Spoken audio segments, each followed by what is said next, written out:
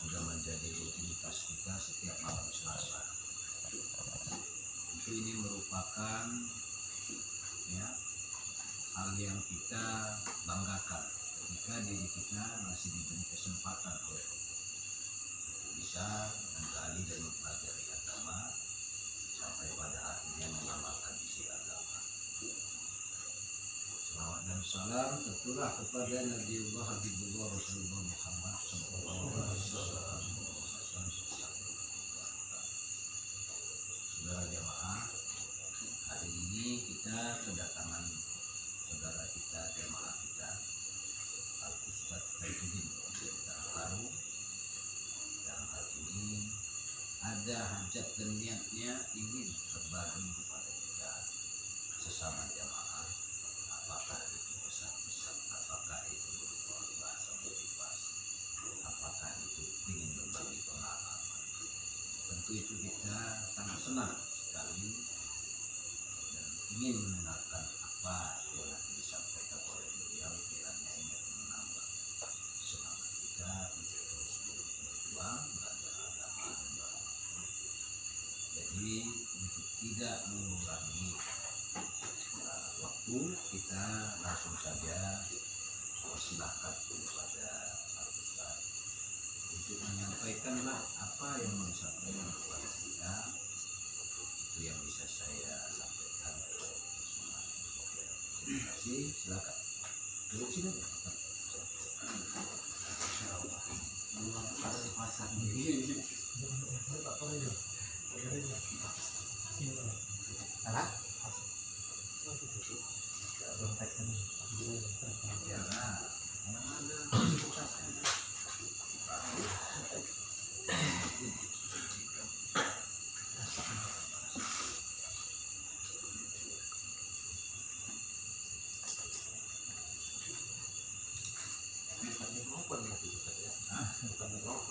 Iya, mikrofon. Suaranya nanti jadi di sana. Mikrofon. Suaranya jelas.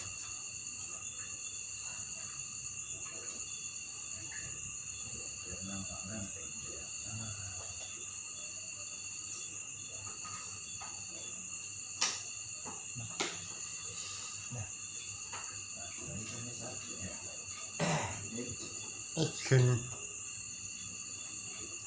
Bismillahirrahmanirrahim.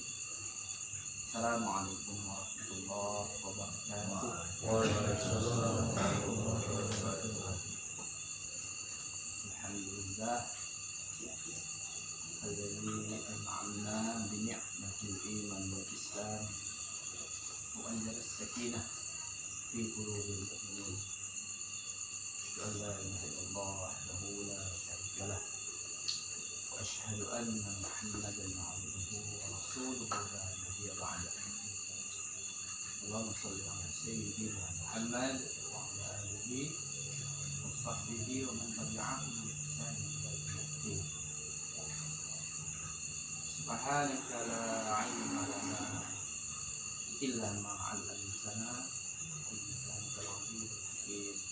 رب اشرح لي صدري ويسر لي أمري واحلل عقدة يفقهوا قولي. أما بعد، قال تعالى: أعوذ بالله من الشيطان الرجيم. يا أيها الذين آمنوا اتقوا الله حق تقاته ولا تموتن إلا وأنتم مسلمون.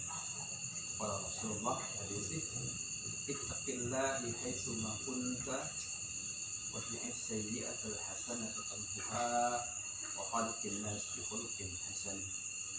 صدق الله العظيم وصدق رسول الله الكريم. نحن على ذلك من الشاهدين والساكرين والحمد لله رب العالمين. Yang sama-sama kita hormati Ustaz kita dan sekaligus pembimbing kita Ustaz Faidil Kaban, kemudian para senior-senior saya, ada Pak Niar, ada Lek Sukma, ada siapa lagi? Pak Andi. kebetulan saya datang ke Nahdlatul Islam ini tahun 2014. Nah, ketika itu saya datang kemari sekaligus belajar untuk mengajar. Disitulah saya kenal Pak Nia dan Lek Sukma. Namun yang lain mungkin karena waktulah sehingga kita belum sempat saling mengenal. Namun tidak mengurangi rasa hormat saya kepada para sahabat-sahabat sekalian yang tentunya satu jamaah dan tergabung dalam jamaah Nahdlatul Islam. Semoga persahabatan kita ini tidak hanya sampai di dunia ini, tapi kita berharap Allah kita dipertemukan oleh Allah di surga. Amin.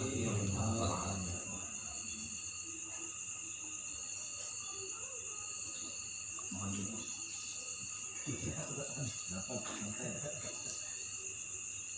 Begitu dia.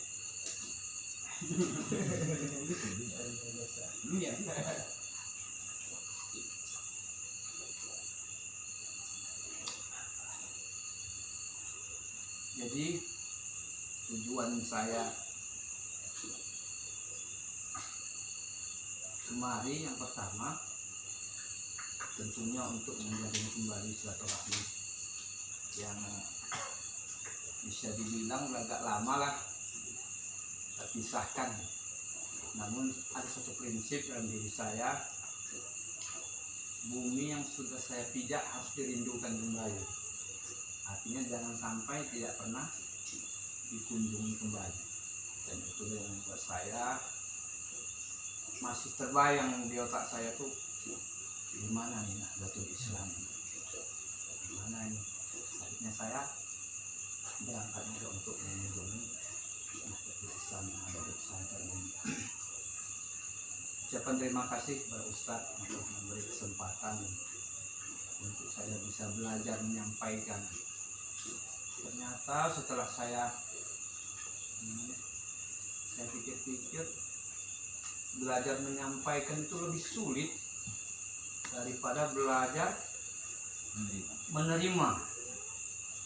Lebih sulit menyampaikan daripada menerima. Itu begitu rupanya. Nah, padahal 3 tahun saya sudah turun ke daerah Karo untuk belajar menyampaikan, tapi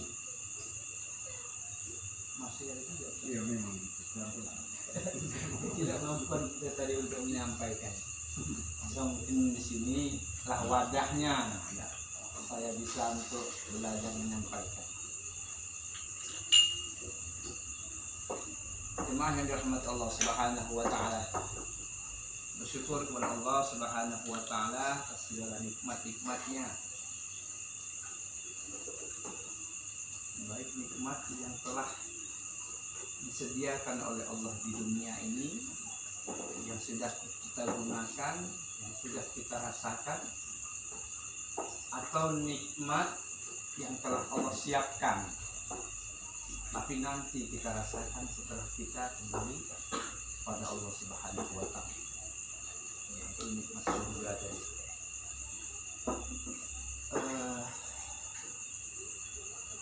Untuk menjadi orang yang bersyukur harus memahami apa makna syukur. Untuk menjadi orang yang bersyukur harus memahami apa makna syukur.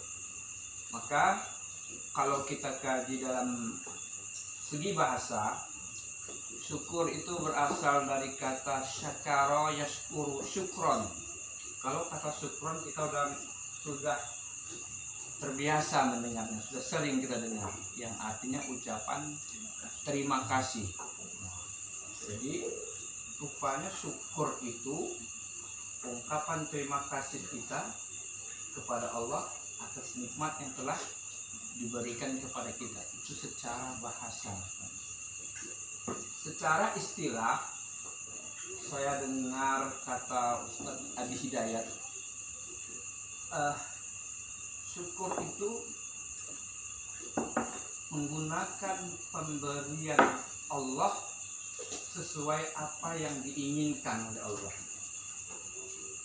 Menggunakan pemberian Allah sesuai dengan apa keinginan Allah. Ternyata Allah itu menghendaki hambanya itu dalam kebaikan. Allah itu menghendaki hambanya itu senantiasa berbuat baik. Hal ini bisa dilihat di zaman Nabi Musa alaihissalam, seorang raja yang sangat terkenal, yaitu Raja Fir'aun, yang sangat luar biasa maksiatnya, sampai-sampai maksiat nomor 1 dia lakukan. Dia menyatakan dirinya Tuhan. Ana rabbukumul a'la, kata beliau, dicantumkan dalam Al-Quran dan diabadikan. Aku Tuhanmu yang paling tinggi, kata dia. Tapi Allah Subhanahu wa Ta'ala menginginkan agar Fir'aun ini menjadi hamba yang baik, sehingga dia kirim langsung 2 orang utusan kepada Raja Fir'aun. Ilhaba ila Fir'aun innahu tagha, kata Quran.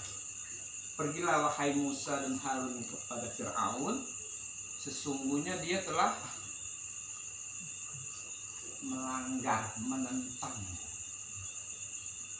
Jadi dari kisah ini bisa kita pahami Allah itu menginginkan hambanya itu dalam kebaikan. Namun terkadang kita merasa pilihan kita itu yang terbaik, dan kita tidak memikirkan bahwasannya ketentuan Allah rupanya itulah yang terbaik. Asa an tuhibbu syai'an wa huwa khairul lakum. Bisa jadi sesuatu yang engkau suka itu buruk bagimu. Wa asa an takrahu syai'an wa huwa khairul lakum. Dan bisa jadi sesuatu yang engkau benci, yang engkau tidak suka, rupanya itu baik bagimu. Jadi kalau kita kembalikan kepada Allah, ketentuan Allah yang berharap hambanya menjadi baik tanpa kita tantang, maka itulah yang sebenar-benarnya baik. Kalau baik menurut Allah, pasti baik menurut kita. Itulah baik menurut kita, belum tentu baik bagi Allah. Itulah pengertian daripada syukur. Kemudian pengertian syukur di dalam hadis Nabi Sallallahu Alaihi Wasallam, Allah berfirman, maka firman ini disebut dengan hadis qudsi, ya, disebut dalam hadis qudsi. Kata Allah, ya Bani Adam, wahai manusia, wahai anak Adam. Panggilan Allah kepada hambanya, ya Bani Adam, ya ayuhan nas, ya ayyuhal insan, ya ayyuhal bashar. Ada beberapa panggilan Allah untuk hambanya di dalam Al-Quran disebutkan. Ya Bani Adam, hai anak Adam, innaka ma zakartani syakartani. Jika kamu telah mengingatku, kata Allah, berarti engkau telah mensyukuriku.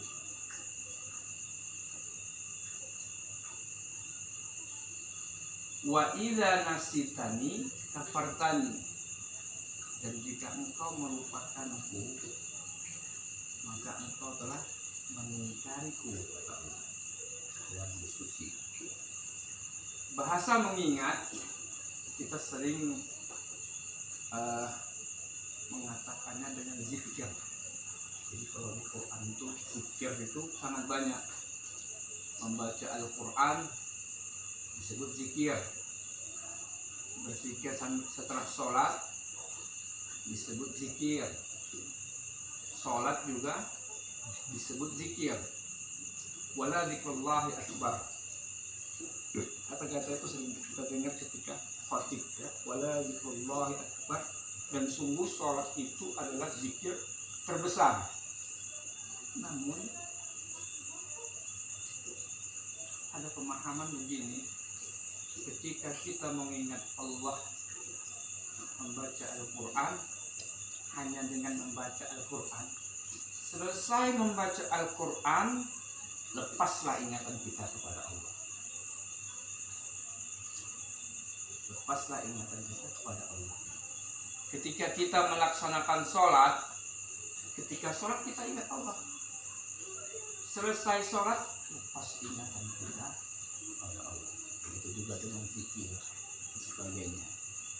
Jadi yang dimaksud telah mengingatku, senantiasa mengingat Allah, menghadirkan Allah dalam diri, menghadirkan Allah dalam diri. Jadi ketika kita telah mampu menghadirkan Allah dalam diri kita dimanapun, kapanpun, setiap saat, itulah yang dikatakan kita telah mensyukuri nikmat Allah. Kita gunakan nikmat-nikmat Allah tadi berupa sehat, badan-badan kita ini untuk apa yang Allah inginkan, tentunya untuk kebaikan. Jadi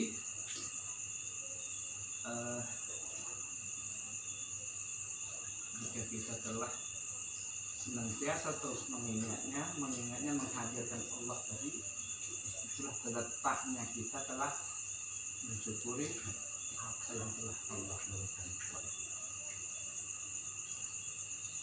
Jemaah dirahmati Allah Subhanahu wa taala.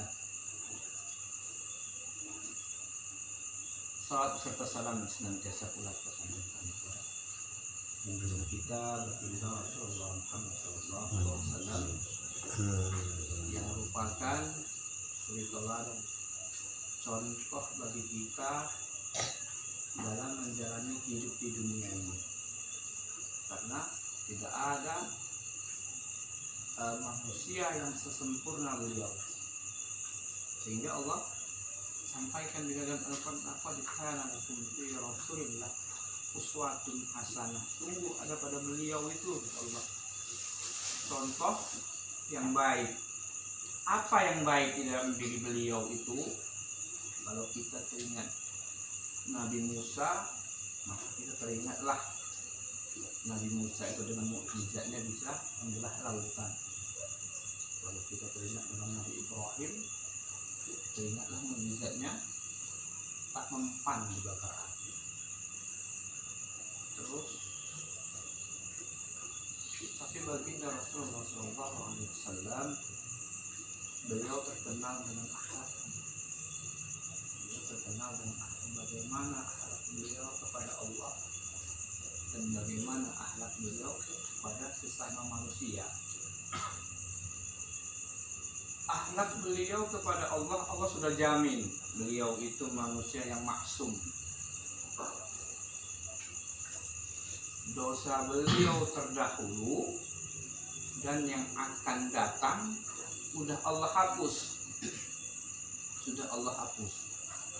Tapi satu ketika Siti Aisyah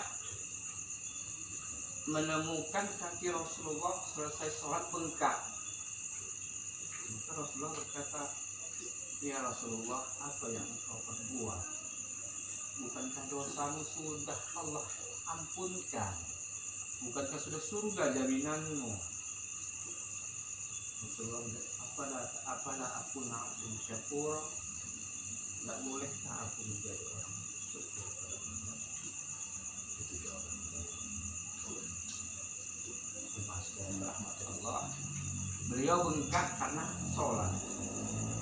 Kalau kita Ustaz mungkin bengkak karena asam urat.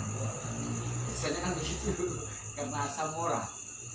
Beliau bengkak, jaminan Allah surga sudah. Beliau orang nomor 1 yang akan memasuki surga, namun masih mau begitu. Itulah akhlak beliau kepada Allah ketika mencontohkan kita bagaimana cara bersyukur, berupaya sekuat mungkin untuk mensyukuri nikmat Allah tadi. Terus apakah kita bisa semampu Rasulullah? Tentu jawabannya tidak. Takkan mungkin kita mampu mengimbangi ibadah Rasulullah. Maka Quran dikatakan ittaqillah mastata'tum, bertakwalah sesuai dengan kemampuan kita. Tapi bukan artinya sholat maghrib karena tak sanggup aku sholat maghrib lepas, tidak. Bukan begitu maksud semampumu. Artinya mampu kita cuma mampu baca surat pendek ketika sholat. Itu yang kita buat, yang kita kerjakan. Sholat sunnah kita hanya mampu kerjakan sholat setelah maghrib. Itu yang kita buat. Itu maksudnya tadi, bertakwalah sesuai dengan kemampuanmu, karena Allah tidak pernah memaksa kita bisa mengimbangi Rasulullah SAW. La yukallifullahu nafsan illa wus'aha. Allah tidak pernah membebani hambanya di luar batas kemampuannya. Jadi itu salah satu contoh Rasulullah mensyukuri nikmat yang telah Allah berikan kepadanya, walaupun dia seorang hamba yang maksum, yang sudah jaminan suci. Begitulah akhlak Rasulullah kepada Rabb kita. Lalu bagaimana akhlak beliau terhadap sesama manusia? Satu kisah seorang pengemis buta, mungkin sudah kisahnya kan, sudah masyhur lah, sudah terkenal kisah itu. Seorang yang pengemis buta yang selalu ada di pasar, berada di kota Madinah, pasar kota Madinah. Setiap hari selalu menghina Rasulullah, yang mengatakan dia penyihir, yang gila dan sebagainya. Namun Rasulullah masih mampu memberikan makan kepada udah buta, pengemis Yahudi lagi, jauh dari kriteria kita untuk dibantu. Beliau menyuapinya dan dikunyahnya tadi. Namanya orang tua mungkin kan sedang ada bibinya, kunyahnya, disuapkannya. Dan Rasulullah tidak pernah menyebutkan kalau dia yang menyebutkannya. Dia terus selalu menfitnah Rasulullah, hingga akhirnya suatu ketika datanglah ajal Rasulullah. Beliau pun wafat. Bisa menyampaikan kebiasaan yang Rasulullah lakukan kepada sahabatnya yang bernama Abu Bakar As-Siddiq. Lalu Abu Bakar As-Siddiq ini melanjutkan sunnah Rasul tadi. Kebetulan pengemis tadi masih hidup. Jadi ketika diberi makan tadi, pengemis tadi nggak mau. Engkau bukanlah orang yang selalu memberi makan aku, bukan engkau orangnya. Maka menangis Abu Bakar. Sungguh luar biasa akhlak Rasulullah tadi. Berbeda kalau Rasulullah mau dikunyahkannya, Abu Bakar tidak sampai sebegitunya. Akhirnya dibukalah rahasia bahwasanya yang menyuapkan makanan ke mulut pengemis tadi adalah baginda Rasulullah SAW. Dan pada akhirnya pengemis tersebut mendapat hidayah dan masuk Islam. Beginilah akhlak Rasulullah. Padahal dia bukan Islam, dia buta, pengemis dan sebagainya. Tapi begitulah sayang dia, maka Allah puji dia, wa innaka la'ala khuluqin 'azim. Allah, sungguh engkau Muhammad luar biasa, akhlakmu sangat terpuji kata Allah. Dipuji Allah. Sang pencipta memuji makhluknya. Itulah baginda Rasulullah. Jemaah yang dirahmati Allah Subhanahu wa taala. seperti bagi kita, tidaknya kita mampu meniru sunnah-sunnah yang telah beliau ajarkan, akhlak-akhlak yang beliau ajarkan kepada kita. Karena awal-awal itu Rasulullah diutus bukan untuk terima perintah sholat, bukan untuk syiar Islam awal-awal, tidak. Innama bu'itsu liutammima makarimal akhlak. Aku diutus oleh Allah di muka bumi ini untuk menyempurnakan akhlak manusia, yang mana di masa itu, di zaman jahiliyah itu, manusia sangat luar biasa jahiliyahnya. Kenapa dibilang jahiliyah? Jahiliyah itu kalau bahasa kita bodoh, tapi bukan bodoh karena nggak tahu. Bodohnya ada dua macam, Pak. Satu, bodoh karena nggak tahu. Dua, udah tahu dibuat. Udah tahu tapi dibuat. Saya contohkan racun tikus kita minum. Apa orang bilang ke kita? Dasar bodoh. Udah tahu racun tikus diminum. Jadi bodoh ada dua jenis. Jadi masa itu begitu jahiliyahnya. Lewat perempuan hamil, panggilnya ini bertaruh ini. Apa anak yang ada di dalam itu? Laki atau perempuan? Satu laki, satu perempuan. Panggilnya tadi. Mari. Dibelahnya perut tadi, Pak, untuk membuktikan siapa yang menang. Sebegitu jahiliyahnya lah di masa itu. Maka Allah turunkanlah Rasulullah untuk merubah akhlak manusia ini.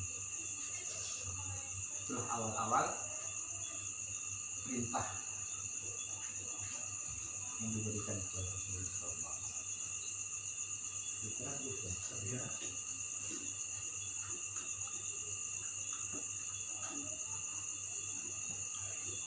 Jadi syukur, akhlak, dan iman terangkumlah dalam sebuah kata yang namanya takwa. Disitulah rangkumannya semua. Maka kalau sudah takwa komplit, ada syukurnya, ada sabarnya, ada. Namun takwa itu memang ada awalnya, langkah awal untuk menuju takwa. Langkah awal untuk menuju takwa. Maka itu dikisahkan juga di awal Al-Baqarah. Di awal Al-Baqarah 2 sampai 4 atau 5 kalau nggak salah.